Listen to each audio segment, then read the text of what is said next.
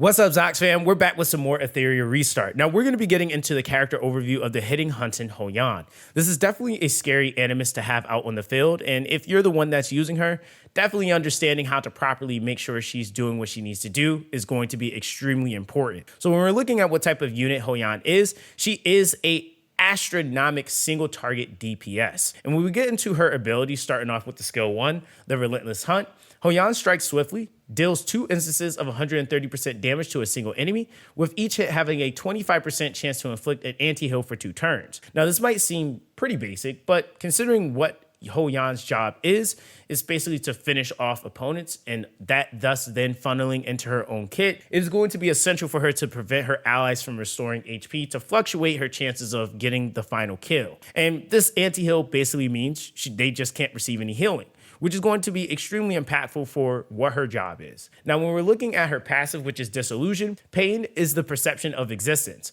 When Hoyan is about to be defeated, immediately restores 60% max HP and immediately uses Execution Right on the target that attacked her. This effect has a 4-turn cooldown.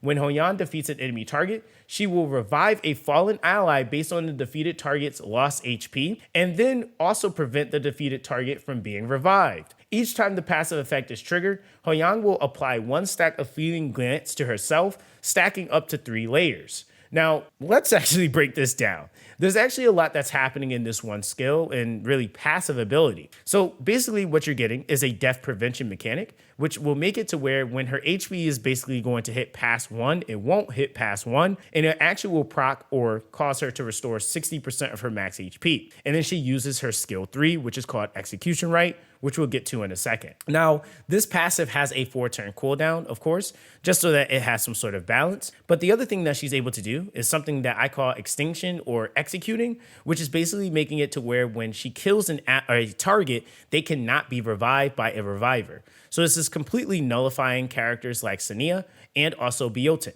And then when you're also looking at the aspect that she has the matter of the fact that she can add the Fleeting Glance to herself, this is further increasing her value in terms of how much damage potential she can do. So overall, the longer Hoyan is in a fight, technically the stronger she gets. And that's one of the scary parts about her. Now, when we're also looking at the skill 3, the Execution Right, this is an order not to be defied. Hoyan consumes 50% of her current HP to deal 480% damage to a single enemy, ignoring 6.5% defense for every 10% max HP loss. So this is basically guaranteeing that you are going to be ignoring quite a significant amount of ignored defense, and this could easily be paired up with modules to help further increasing this effect. Now, of course, when we're looking at the fact that she has a 480% damage modifier on a single target, this is actually extremely high considering how she scales and the fact that this is also paired up with ignored defense. So this is definitely super crucial to the executing and the fact that she's a single target nuking machine. Now, as far as module recommendations, there's a lot to consider with Hoyan because there's a lot of different values that you can get depending on where you're at in the game. Now, if we're looking at the early game, you're of course going to have some of the typical ones like Onslaught, which is going to be giving you that attack increase of 45% on a 12 matrix bonus. I would definitely say ones that are definitely going to be extremely valuable, especially as you're working your way up, is going to be Momentum, which is going to give you a crit rate increase of 12%. And when attacking, for each debuff or control effect on the target, damage is increased by 6% up to a maximum of 30%. You also have ones like Harvest, which can be quite lucrative, where this is going to give you an attack increase of 10%. And when attacking, if the target's HP is above 50%, additionally ignores 30% of their defense. I would argue that this actually could be a mainstay and could work quite well even all the way into endgame. Now, some of the other ones that I definitely would say could work for sure would be Keen Eye. So it gives a crit damage increase of 18%. And the first 3 instances of damage dealt by this Animus during the turn are increased by 25%, 15%, and 5% respectively. You also have the Fury set, which gives an attack increase of 10%. And when an Animus lands a crit, the damage result of the segment is increased by an additional 12%. Much later on in your progression, you could definitely consider some of the Cataclysm sets like Fury Edge, where Fury Edge is going to be giving you a crit rate increase of 12% and a crit damage increase of 20%. And then we also have ones like the Ether Plague, which is actually going to be giving you HP of 25% and effect accuracy of 20%. These are just some suggestions. Now, as far as the main stat and substat values that you definitely want to aim for a character like Hoyan, I would definitely recommend crit damage, attack bonus, and crit rate. Those are definitely going to be some of the main ones that you really are going to want on her. I would definitely say as far as substats, you're typically going to be looking for anything that's attack percent, crit damage, crit rate, and effect accuracy. These are going to be the biggest things that she can take the most advantage of, and is ultimately the things that make her tick. Now, as far as skill prioritization, the skill 2 definitely would be the most important, since this is a passive that has so much loaded into it. With the very first node, it's going to be basically increasing the amount of HP restored when about to be defeated to 60% HP. The second node here will make it to where fleeting glance attack boost effect is increased to 40%. The third node will reduce skill cooldowns by 1 turn after recovery effects trigger. And then with the final one, it will increase the max stack limit of fleeting glance to 3 stacks. Then going to the skill 3, which will be next up in the prioritization, the first node is going to increase the damage multiplier to 440%. The second node is going to make it to where the defense breach effect is increased to 6.5%. The third node increases further the damage multiplier to 480%. And the very last node reduces skill cooldown by 1 turn.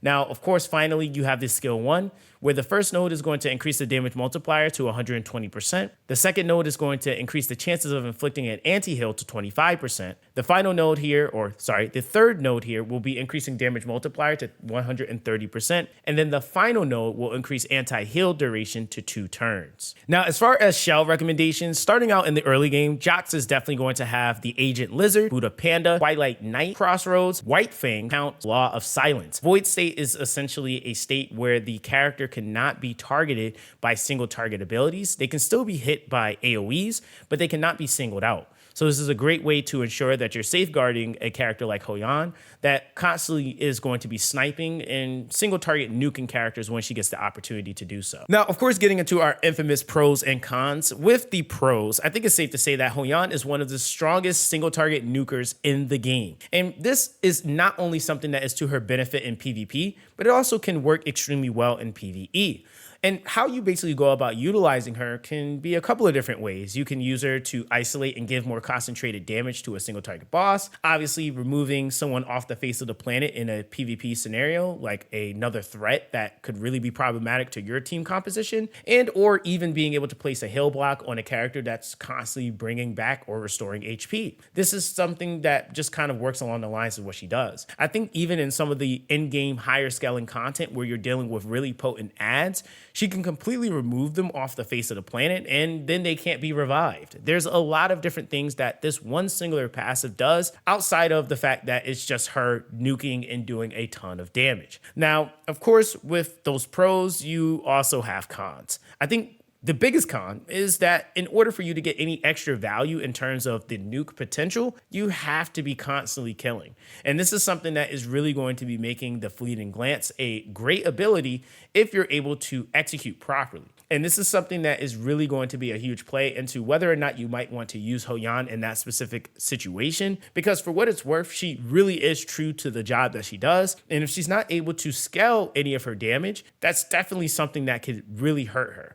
Now, the other thing is that you have to constantly be careful of what incoming damage is happening, because after that first initial death prevention, if you get nuked or hit again, then yeah, that's basically GG, and whatever you intended to do is just kind of out of the door. And this is also kind of then speaking to your game awareness and really making sure that you understand that how you use Hoyan, you have to really safeguard her, because she's also not fairly going to be a typical tankier character.